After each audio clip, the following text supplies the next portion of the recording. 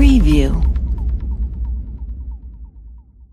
President Donald Trump has threatened to blow up Obamacare, but his own administration is separately dangling hundreds of millions of dollars before states to bail out their insurance markets. Alaska will get $323 million over the next 5 years to coax its lone Obamacare insurer to remain in the market and hold down premiums. At least 4 other states, including some that have vociferously opposed the Affordable Care Act, are seeking similar deals. Story continued below. The efforts come as the GOP push to repeal and replace a law is in disarray, and state officials in both red and blue states seek ways to shore up their shaky markets. They have the blessing of the Trump administration's Department of Health and Human Services, even as the president himself is threatening to cut off key subsidies as early as this week. That move could send premiums skyrocketing and potentially collapse insurance markets nationwide.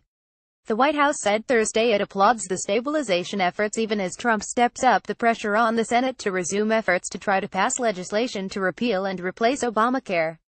We support the Secretary's efforts to give states flexibility to create solutions to relieve the burden of Obamacare that has skyrocketed premiums and reduced coverage choices for the American people, said a spokesman. The Alaska waiver, drawn up late in the Obama administration in one of the reddest states in the country, was approved this summer under Trump's HHS Secretary, Tom Price. State officials pioneered the idea of a stabilization fund when the only insurer in the state's Obamacare market threatened to raise premiums by more than 40% or quit altogether because it was spending more money on sick people's medical bills than it received from premiums. A bill passed last year by the heavily GOP state legislature set up a $55 million state program, funded through an existing tax on insurers, to reimburse insurers for high-cost enrollees. By signing up, you agree to receive email newsletters or alerts from Politico. You can unsubscribe at any time. State officials went on to win federal funding this summer from the Trump administration through a provision of Obamacare that lets states develop their own health plans as long as they meet certain criteria, such as covering the same number of people and not adding to the deficit. The Alaska example was a microcosm for what could be a successful program, said Sen. Dan Sullivan, Alaska, noting that 2018 average premiums in that state are set to fall for the first time in 5 years, even though his state has among the highest health costs in the country. That program is likely to take on renewed importance now that GOP repeal efforts have foundered and more states undertake efforts to fix their insurance markets in the face of double-digit premium increases and declining insurer participation. The roots of those problems include GOP moves to undermine the law in ways that hit insurers' bottom lines and Democratic overconfidence in the number of young and healthy people who would sign up for coverage. Citing the Alaska model, Price encouraged states in March to stabilize their markets by channeling state and federal money to insurers to offset the costs of treating the most expensive patients, not unlike other risk reduction programs built into the Affordable Care Act that conservatives derisively called bailouts. 4 other states, Oklahoma, Oregon, Minnesota and Iowa, now have waiver applications in the pipeline as a way to keep insurers in their markets and limit premium increases.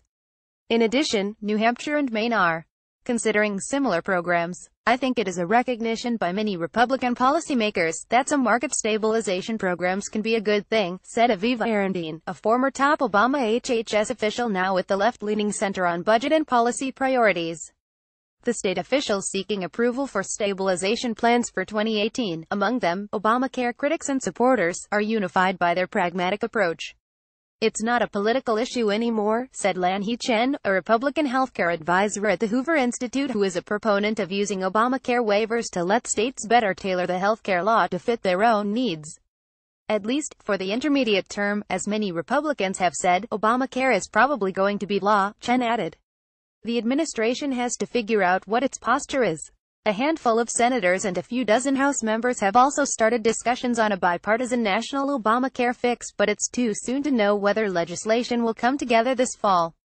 But even Republicans in Congress who are wary of that effort support greater state flexibility, a hallmark of Price's philosophy. There could be far greater flexibility for states to pursue innovative solutions, said Sen. Ted Cruz, R. Texas, one of the Hill's most determined Obamacare critics. But he's made it clear his top priority is taking steps to lower premiums, not having Congress spend more money on insurers to stabilize Obamacare markets. As a component in a repeal of Obamacare and an expansion of consumer choices and competition, those stabilization funds have an appropriate place, Cruz explained. As a standalone, that's the wrong solution. Other Republicans who praise Alaska's approach favor making it simpler for other states to enact plans to bring down premiums. The waiver authorities already provided for in the ACA law, they were never really granted. They were never really used, said Wisconsin Sen. Ron Johnson, another critic of Obamacare who is open to state-initiated fixes. So that might be one of those reforms that we could be looking for. Even blue states like Oregon that embraced the health law are seeking ways to prevent unsustainable price increases. It was a total no-brainer for us, said Jake Sunderland, of Oregon's Department of Consumer and Business Services, which drafted a reinsurance program and estimates the state would receive $30 million a year in federal funds. Oregon still has a competitive marketplace, but the state has seen insurers leave the market or scale back where they offer plans, in part because Obamacare patients were sicker than expected. Average premium increases on Oregon's individual market have topped 20% in each of the past 2 years, according to state regulators. Though 7 insurers are expected to sell Obamacare-compliant plans in the individual market in 2018, state officials said they want to intervene now to prevent a mass defection of insurers. The reason why a year ago we started exploring how to stabilize the market is because we didn't want to get to that point, Sunderland said. Minnesota found itself in a similar spot. The state saw competition among insurers decline, and health plans capped enrollment. The state, which committed roughly $540 million over 2 years to fund its reinsurance program, is asking HHS to provide between $138 million and $167 million for 2018. State officials said the federal government has sent positive signals about the plan, which was the second to be submitted, behind Alaska's. Oklahoma and Iowa are preparing to submit theirs to HHS in the coming weeks. I am not a big fan of the Affordable Care Act and the mandate, said State Rep. Joe Hopp, a Republican who sponsored the Minnesota legislation. But we need to have a safety net for people.